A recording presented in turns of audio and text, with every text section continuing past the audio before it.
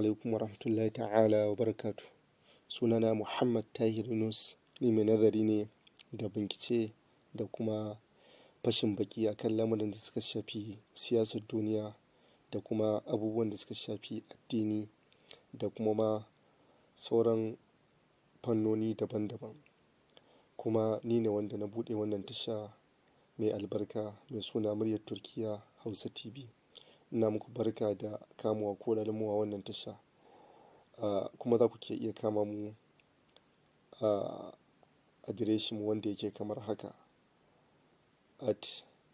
@muryar Turkiya Hausa TV 836, wato da Hausa shine in ka sa alamar sai ka sa muryar Turkiya Hausa TV sai ka sa kuma 836. Kuma wannan tasha an ƙirƙire ta kuma an kafa ta domin take bujiro muku da labarai da kuma fashin baki akan al'amuran da suka shafi siyasar duniya, addini, ilimi, tsaro, tattalin arziki, lafiya, al'adu, al'ummu daban-daban da kuma abubuwan ma da suka shafi wasanni.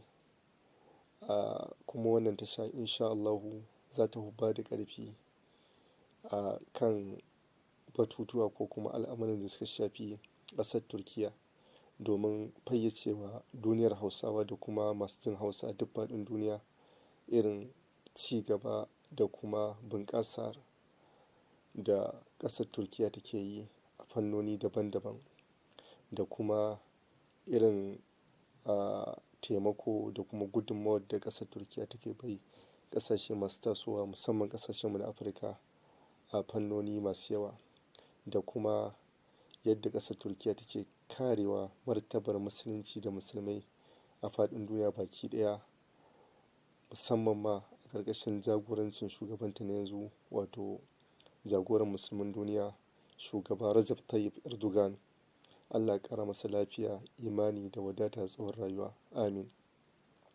Kuma muna fatan masu sauraronmu za ku ke fa'idanta da kuma nishaɗantuwa daga irin wato shirye-shiryen da wannan tasha za ta ke gabatarwa a yau da kullum insha Allahu ta'ala.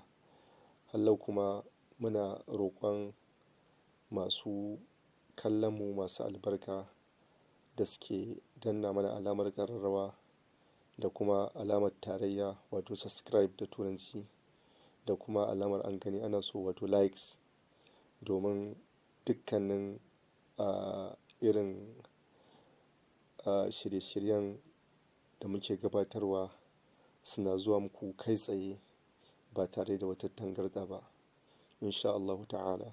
Wassalamu alaikum warahmatullahi ta'ala wa barakatuh.